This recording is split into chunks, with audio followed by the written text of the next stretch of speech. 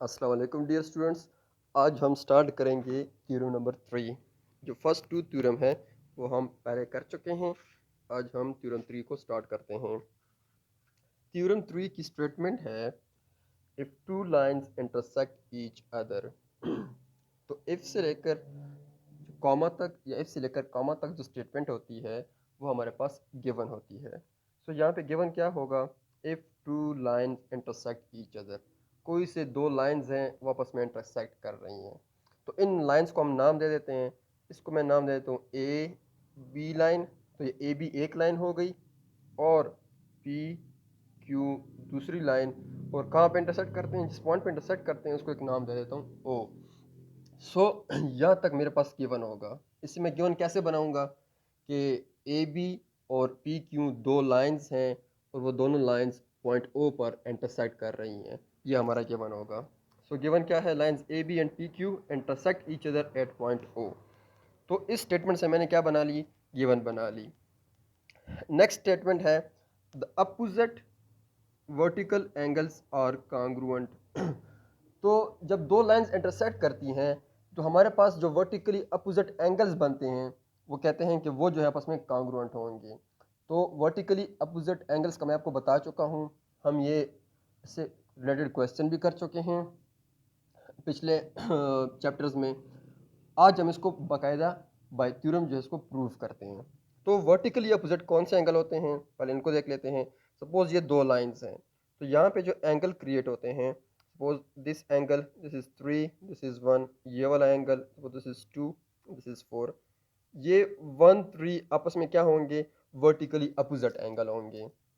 दूसरे के बिल्कुल सामने वाले एंगल होंगे, अपोजिट बिल्कुल सामने वाले जो होंगे। इसी तरह 2 और 4 जो हैं ये भी आपस में क्या होंगे? वर्टिकली अपोजिट एंगल होंगे। तो ये हम पढ़ भी चुके हैं पहले कि ये वर्टिकली अपोजिट एंगल होते हैं और हमें ये भी पता है कि ये आपस में कांग्रुएंट या इक्वल भी होते हैं। लेकिन आज हमने इसको बाकायदा एज अ थ्योरम जो है प्रूव करना है। सो हमारे पास जो वर्टिकली अपोजिट एंगल हैं वो है 1 2 और 3 4। इस डायग्राम में देखें 1 3 आपस में अपोजिट एंगल है और 2 4 आपस में वर्टिकली अपोजिट एंगल है। तो यहाँ पे वो कहता है देन के बाद the opposite vertical angle are congruent. तो हमने क्या प्रूव करना है कि angle 2 is congruent to angle 4 and angle 3 is congruent to angle 1। ये हमने प्रूव करना है। सो हमने जो गिवन और टू प्रूफ वाली स्टेटमेंट है ये हमने कहाँ से निकालनी है? ये हमने ओरिजिनल जो थ्योरम की स्टेटमेंट है वहाँ से निकालनी है। कैसे निकालनी है? इफ़ से लेकर कॉमा तक, या अगर कॉमा नहीं है तो इफ़ से लेकर देन तक जो स्टेटमेंट होती है वो हमारे पास गिवन होती है, उसे हम गिवन अपना बना लेते हैं। और देन के बाद एंड तक जो स्टेटमेंट होती है वो हमारा पोर्शन होता है टू प्रूव का। उस स्टेटमेंट से हम टू प्रूव जो है वो निकाल लेते हैं। सो हमने गिवन और टू प्रूव निकाल लिए हैं। अब हम मुझे इस थ्योरम को प्रूव करने में हमें कोई कंस्ट्रक्शन की ज़रूरत नहीं है। सो हम डायरेक्ट प्रूफ की तरफ जाते हैं। प्रूफ की तरफ मैं कर जाऊं तो प्रूफ पे जाने से पहले मैं आपको एक चीज़ क्लियर कर देता हूं कि अगर हमारे पास ये कोई स्ट्रेट लाइन हो, दिस इज ए बी, इस स्ट्रेट लाइन पे हमारे पास जो एंगल बनता है वो बनता है 180 का एंगल। ये मैं आपको क्लास में भी बता चुका हूँ और इसके अलावा बाकी चैप्टर्स में भी पढ़ चुके हैं। ये जो एंगल होता है स्ट्रेट लाइन पे ये 180 का होता है। अब अगर इस स्ट्रेट लाइन पे कोई और परपेंडिकुलर लाइन आ जाती है, सपोज दिस, तो ये एंगल कितने का हो जाता है फिर? 90। और ये वाला कितने का हो जाता है? 90। और 90 प्लस 90 को अगर मैं ऐड करूं तो वो टोटल 180 के इक्वल होगा। ये सारी चीज़ें हम पढ़ चुके हैं, लेकिन सिर्फ मैं रिकॉल कर रहा हूँ आप लोगों के लिए। इसके अलावा एक और बात भी हम पढ़ चुके हैं, कल की थ्योरम में भी पढ़ चुके हैं। एक सप्लीमेंट्री एंगल का कंसेप्ट और दूसरा कंप्लीमेंट्री एंगल का कंसेप्ट। सप्लीमेंट्री कौन से एंगल होते हैं? ऐसे दो एंगल्स का जोड़ा या पेयर जिनको हम ऐड करें और उनका रिजल्ट जो है वो 180 आ जाए, उसको हम कहते हैं सप्लीमेंट्री एंगल। तो 90 और 90 को अगर जब मैं ऐड करता हूं तो इसका रिजल्ट आता है 180। इसका मतलब ये हुआ कि 90 और 90 आपस में क्या है? सप्लीमेंट्री एंगल्स हैं। इसी तरह अगर मैं कहूँ कि 150 प्लस 30, तो 150 प्लस 30 से भी 180 आता है। इसका मतलब ये हुआ कि 150 और 30 एंगल जो हैं ये भी आपस में सप्लीमेंट्री एंगल हैं। इस तरह 120 और 60 सप्लीमेंट्री एंगल्स हैं। इस तरह 80 और 100 आपस में सप्लीमेंट्री एंगल्स हैं। जैसे हमारे पास बहुत सारे जो हैं वो सप्लीमेंट्री एंगल्स होते हैं। अब एक और बात जिस थ्योरम में यूज़ होगी पहले से क्लियर कर लेते हैं, वो ये है कि अगर इस पॉइंट पे कोई एंगल बने, इसको मैं सी का नाम दे देता हूँ, इसको ओ का नाम दे देता हूँ। ये एंगल सी ओ बी, ये वाला एंगल जो होगा, इसको अगर मैं 1 का नाम दे दूँ, इस एंगल को एंगल 1 का नाम, और एंगल सी ओ ए, ये वाला एंगल जो, इसको 2 का नाम दे दूँ। अब मुझे यहाँ से ये नहीं पता कि 1-2 एंगल कितना कितना है, कि 130 है, 140 है, एंगल 1 पे जो एंगल है वो 50 का है, वो 45 का है, ये मुझे नहीं पता। लेकिन मुझे इतना श्योर है श्योर है कि अगर मैं एंगल 1 और एंगल 2 को ऐड करूँगा वो 180 की इक्वल होगा। क्यों? क्योंकि इस लाइन पे जो टोटल एंगल होता है वो 180 होता है, और इस एंगल पे, इस लाइन पे दो एंगल्स हैं, एक एंगल 1 है, एक एंगल 2 है। तो एंगल 1 और 2 का जो सम होगा वो 180 की इक्वल होगा। सो ये जो चीज़ है, ये इंपॉर्टेंट चीज़ है, अपने नोट करनी है। तो अब हमारा गिवन है, यहाँ से देखें कि एक लाइन है ए बी, ये वाली लाइन, और दूसरी लाइन है पी क्यू। ये दोनों स्ट्रेट लाइंस हैं, एक दूसरे को इंटरसेक्ट कर रही हैं। इस पॉइंट को हमने नाम दिया हुआ है ओ पॉइंट। ये एंगल 3, ये एंगल 1, ये एंगल 2, ये एंगल 4। अब हमने क्या कहा है कि क्या प्रूफ करना है कि 1 3 आपस में कांग्रुएंट है और 2 4 आपस में कांग्रुएंट है। तो स्टार्ट करते हैं। लेट्स सपोज ये देखें 1 + 2 = 180। क्यों? अब इसको देखें, इसको मैं ड्रा करता हूँ किसी और स्टाइल से। आपका जो एंगल, ये आपका है ए पॉइंट, ये आपका है बी पॉइंट, ये आपका है सपोज ओ पॉइंट, और उस ओ पॉइंट पे ये क्यू है। इसको मैंने इस तरह ड्रा कर दिया, ये आपका लाइन है। अब ये ए बी एक स्ट्रेट लाइन है या नहीं है? तो इस स्ट्रेट लाइन पे कितना एंगल बनना चाहिए? टोटल 180 का। लेकिन इसके इस पॉइंट पे, इस साइड पे 1 एंगल है, इस पे 2 है। अब मुझे नहीं पता कि 1 कितना एंगल है, मुझे ये भी नहीं पता कि 2 कितना एंगल है, लेकिन इतना पता है कि इन दोनों को जब मैं ऐड करूंगा तो ये 180 की इक्वल आएगा। So angle 1 + angle 2 = 180। और ये क्यों? अगर दो एंगल को ऐड करते हैं, उनका सम 180 आता है, तो वो कौन से एंगल होते हैं? सप्लीमेंट्री एंगल्स होते हैं। तो इसकी रीज़न क्या होगी? Supplementary angle. इसी तरह अगर मैं देखूं कि ये स्ट्रेट लाइन है, ये पी क्यू भी एक स्ट्रेट लाइन है। अब इसको छोड़ दें, इन चीज़ों को छोड़ दें। पी क्यू एक स्ट्रेट लाइन है, तो यहाँ पे भी एक एंगल बन रहा है और यहाँ पे भी एंगल बन रहा है। अगर मैं इस एंगल और इस एंगल को ऐड करूँ तो वो कितने की इक्वल आना चाहिए? वो भी 180 की इक्वल आना चाहिए। इसकी रीज़न क्या है? वो भी सप्लीमेंट्री एंगल है। सो एंगल 1 + एंगल 2 वो भी 180 की इक्वल, और एंगल 2 + एंगल 3 वो भी 180 की इक्वल। इसको उन्होंने नाम दे दिया इक्वेशन 1 का, और इसको उन्होंने नाम दे दिया इक्वेशन 2 का। अब देखें, हम ये भी कह सकते हैं कि इन दोनों इक्वेशनों के राइट साइड देखें, दोनों के राइट साइड पे 180 है। तो अगर दो इक्वेशनों के राइट साइड इक्वल हों तो उनके लेफ्ट साइड आपस में ऑटोमेटिकली इक्वल हो सकते हैं। एक ये भी रीज़न है। और दूसरी बात ये है, अगर मैं कहूँ कि 1 + 2 180 की इक्वल है और 2 + 3 भी 180 की इक्वल है, तो बाय ट्रांजिटिव प्रॉपर्टी 1 + 2 और 2 + 3 आपस में इक्वल होंगे। तो मैं ट्रांजिटिव प्रॉपर्टी से भी 1 + 2 और 2 + 3 को इक्वल कर सकता हूँ। और मैं ये भी कह सकता हूँ कि अगर मैं इक्वेशन 1 2 के अगर लेफ्ट साइड इक्वल हैं, तो इक्वेशन 1 2 के जो राइट साइड हैं वो भी आपस में इक्वल होंगे। इन्होंने ट्रांजिटिव प्रॉपर्टी की बात की है। आप अगर सिंपल ये भी लिख दें फ्रॉम इक्वेशन 1 एंड 2 तब भी सही है। तो अगर मैं लिखूं फ्रॉम इक्वेशन 1 एंड 2, इसका मतलब ये होगा, अगर इक्वेशन 1 और इक्वेशन 2 के राइट साइड्स आपस में इक्वल हैं, तो इक्वेशन 1 की जो लेफ्ट साइड है that is equation angle 1 + angle 2, और जो इक्वेशन 2 की लेफ्ट साइड है, सॉरी लेफ्ट साइड, वो है एंगल 2 + एंगल 3। तो ये भी आपस में क्या होंगे? इक्वल होंगे। अब अगर ये इक्वल हैं तो देखें, यहाँ पे भी एंगल 2 है, यहाँ पे भी एंगल 2 है। इसको आपस में कैंसिल कर लेते हैं। हमारे पास क्या बच जाएगा? Angle 1 = angle 3। हमने क्या किया स्टेप में? कैंसिल किया एंगल 2 को बोथ साइड से। Angle 1 = angle 3। ये देखिए, हमने गिवन में इस चीज़ को प्रूव करना था।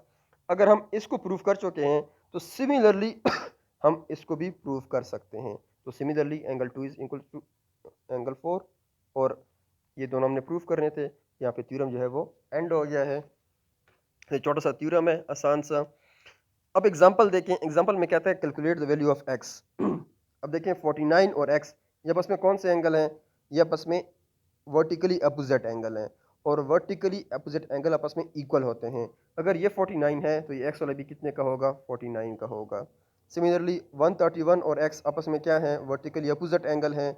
अगर ये 131 है तो ये भी कितना का होगा? एक्स वाला भी 131 का होगा। इस तरह के क्वेश्चन जो है वो एमसीक्यूज में या पेपर में आ सकते हैं। एग्जाम्पल 3 देखें। वो कहता है find the value of A B C in the following figure. ये 63 है, तो 63 और बी जो है ये आपस में क्या होते हैं? वर्टिकली अपोजिट होते हैं। तो इससे बी जो है वो भी किसकी इक्वल है? 63 की इक्वल है। अब अगर बी 63 की इक्वल है तो हमने ए और सी जो है वो फाइंड करने हैं। अगर मुझे ए का पता चल जाए तो ए और सी आपस में वर्टिकली अपोजिट होते हैं, तो वहाँ से भी मैं फाइंड कर सकता हूँ। या सी का मुझे पता चल जाए तो सी और ए आपस में वर्टिकली अपोजिट हैं, तो दूसरे ए का भी पता चल सकता है। तो देखें ये 63 का हुआ बी वाला। क्यों 63 का है? बिकॉज बी और 63 आपस में वर्टिकली अपोजिट हैं। अब देखें ये हमारे पास क्या है? स्ट्रेट लाइन है, सॉरी,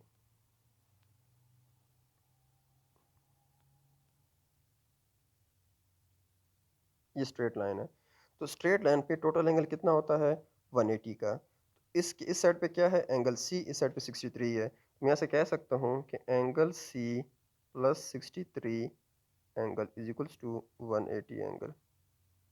तो यहाँ से एंगल सी निकालने के लिए 63 को उधर ले जाते हैं, तो 180 माइनस 63। तो अब 180 माइनस 63 करें तो हमारे पास क्या आएगा? 117 डिग्री। इसका मतलब ये हुआ कि एंगल सी जो है ये वाला इक्वल है 117 डिग्री के। अगर एंगल सी से 117 का है तो सी और ए आपस में वर्टिकली अपोजिट हैं, तो ए भी कितने का होगा? 117 का होगा। यहाँ पे देखें ए भी 117, सी भी 117 और बी और 63 आपस में कॉन्ग्रुएंट। तो ये इस तरह के क्वेश्चंस हैं, ये एमसीक्यूज में भी आ सकते हैं और पेपर में भी आ सकते हैं। सिमिलरली इन चीज़ों को हम अब एक्सरसाइज में देखते हैं, एक्सरसाइज 10.1 में। यहाँ पे देखें ये कहते हैं कि एंगल वन जो है वो 65 की इक्वल है, ये 65 का है। Find the measure of the remaining angles. तो सेम कंसेप्ट से बाकी भी फाइंड करने हैं। एंगल वन 65 का है, तो एंगल थ्री किसकी इक्वल होगा? एंगल थ्री भी इक्वल होगा 65 एंगल के। इसकी रीज़न आप क्या लिखेंगे? Vertically opposite angle. कौन कौन वर्टिकली अपोजिट एंगल हैं? वन और थ्री आपस में क्या है? वर्टिकली अपोजिट एंगल हैं। अब टू और फोर को फाइंड करना है। अब देखें वन प्लस टू किसकी इक्वल आएगा? 180 के। वन प्लस एंगल्स टू ये इक्वल है 180 के। क्यों 180 की इक्वल है?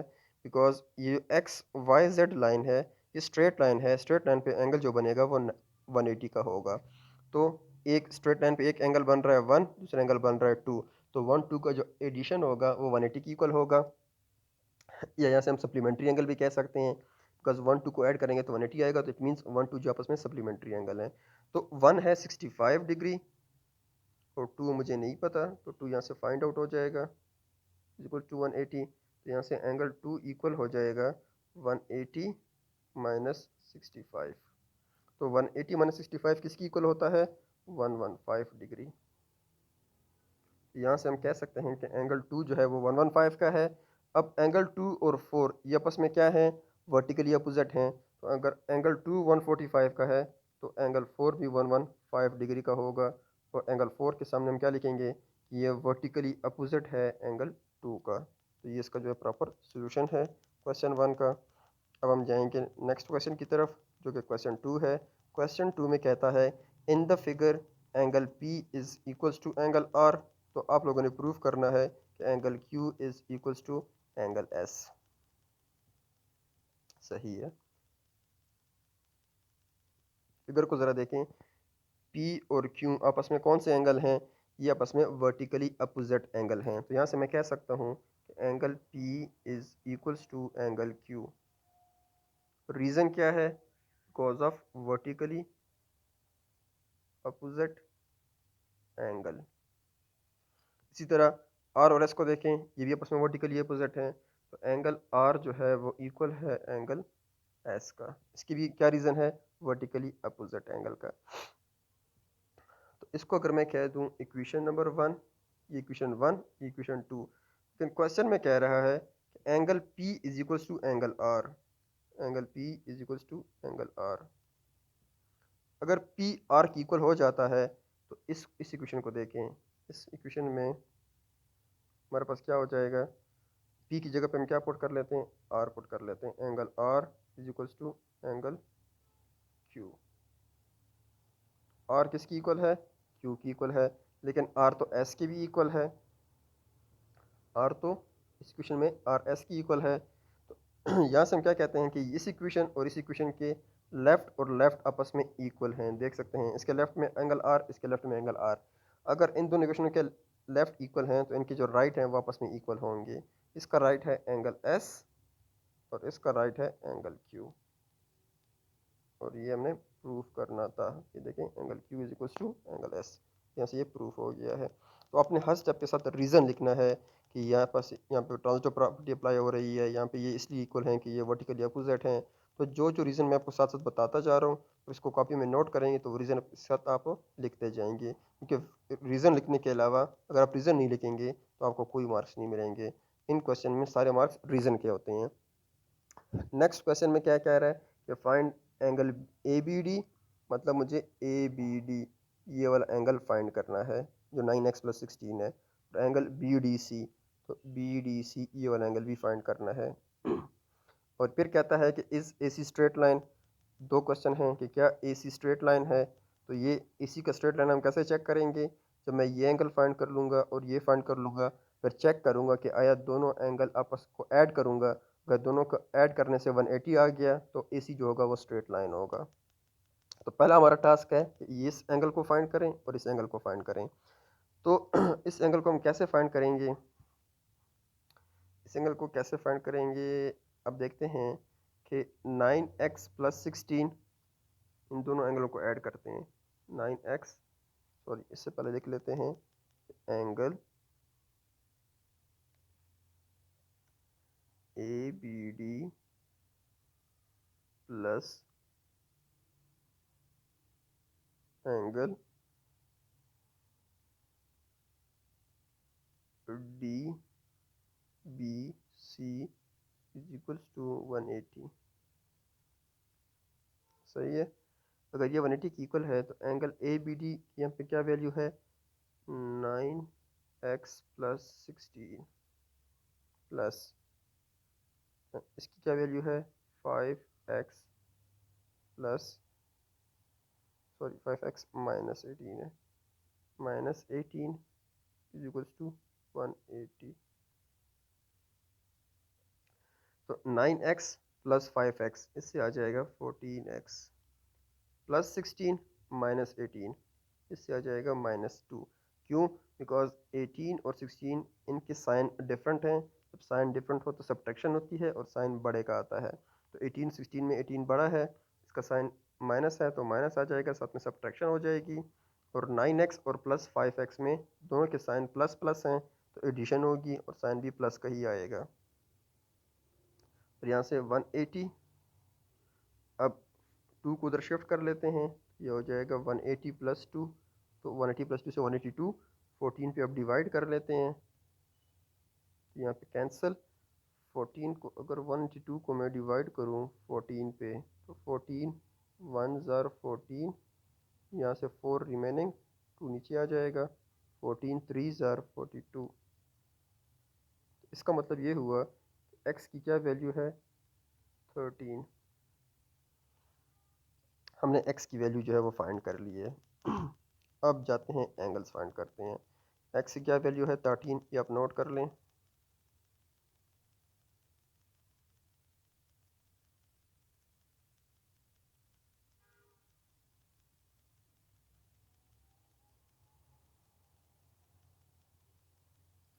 x की वैल्यू है 13।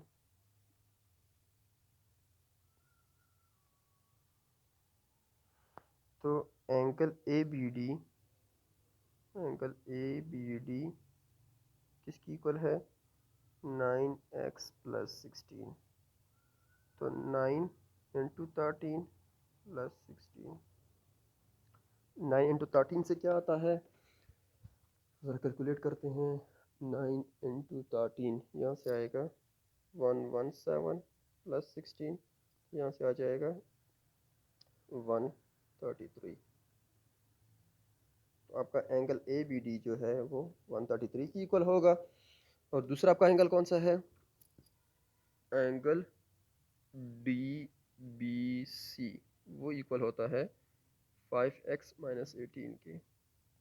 तो 5 इंटू 13 माइनस 18, 5 इंटू 13 इक्वल है 65 के, और 65 माइनस 18 इज बेसिकली योर 47। तो ये वाला एंगल आपका 47 हुआ, ये आपका 133 हुआ। सही है, इसका पहला पार्ट हो गया है। नेक्स्ट पार्ट में हमें क्या करना है, दोनों को ऐड करना है और चेक करना है कि आया ये 180 की इक्वल आता है या नहीं आता। तो आपके पास पहला एंगल क्या आया है, वो आया है 133, और दूसरा आया है 147। 7 प्लस 3 10, 3 प्लस 1 4, और 3 प्लस 1 4, 4 प्लस 4 इज 8, सॉरी ये सिर्फ 47 है। तो 1 नीचे 180, सही है। इसका मतलब है ए सी जो है वो स्ट्रेट लाइन है। Yes, A C is a straight line. और इसी के साथ आपका ये 3 थ्योरम हो गए। थ्योरम की खूब प्रैक्टिस किया करें, प्रैक्टिस करेंगे तब चीज़ें आपकी माइंड में पड़ी रहेंगी। अदरवाइज़ ये समझ तो आ जाएगी लेकिन माइंड से उड़ जाएगी। सो जितनी ज़्यादा प्रैक्टिस करेंगे उतने आपके थ्योरम जो है वो स्ट्रांग होते जाएंगे। सो अगर किसी को कोई भी टॉपिक या कोई भी चीज़ समझ ना आए तो मुझसे पूछ सकता है। थैंक यू, अल्लाह हाफिज़।